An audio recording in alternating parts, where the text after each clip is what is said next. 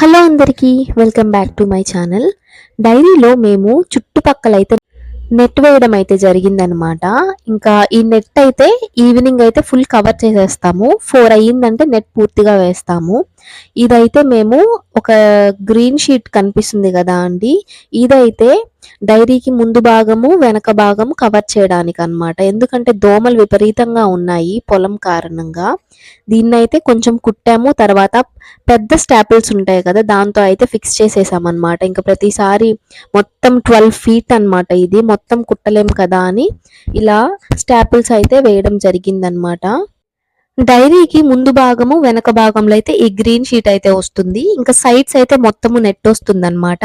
ఇంకా ఈవినింగ్ పాలు తీసే టైంకి నెట్ వేసేయాలి. ఇంకా అంతేనండి, మార్నింగ్ మళ్ళీ పాలు తీసేసిన తర్వాత ఈ నెట్ అనేది ఇంకా తీస్తామన్నమాట. వీటి కాస్ట్ ఇవంతా ఎక్కడ తీసుకున్నాం అనేది నెక్స్ట్ వీడియోలో అయితే చెప్తామండి.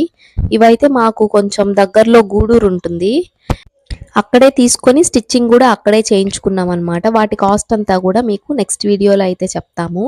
ఇక్కడ కనిపిస్తుంది కదా అండి, నెట్ కట్టేసిన తర్వాత ఇట్లా స్టిచ్చింగ్ అయితే చేసేసారనమాట. అంటే అస్సలు ఊడిపోకుండా. ప్రీవియస్గా అయితే ఈ క్రీమ్ కలర్ నెట్ అనేది ఉన్నిందనమాట. ఎందుకంటే అప్పుడు చిన్నవి పెద్దవి కలిపి ఒక 25 వరకు ఉన్నాయి కాబట్టి మనకి ఆ నెట్ అనేది సరిపోయింది. ఇప్పుడు కొంచెము ఎక్కువ అయ్యాయి కాబట్టి సరిపోవట్లేదు. అందులో దోమలు కూడా విపరీతంగా అయ్యేసరికి ఇలా ప్లాన్ చేసామన్నమాట. ఇప్పుడైతే అసలు ఎంత ప్రశాంతంగా పడుకుంటున్నాయి అంటే అంత ప్రశాంతంగా పడుకుంటున్నాయి, తింటున్నాయి, పాలిస్తున్నాయి అన్నమాట.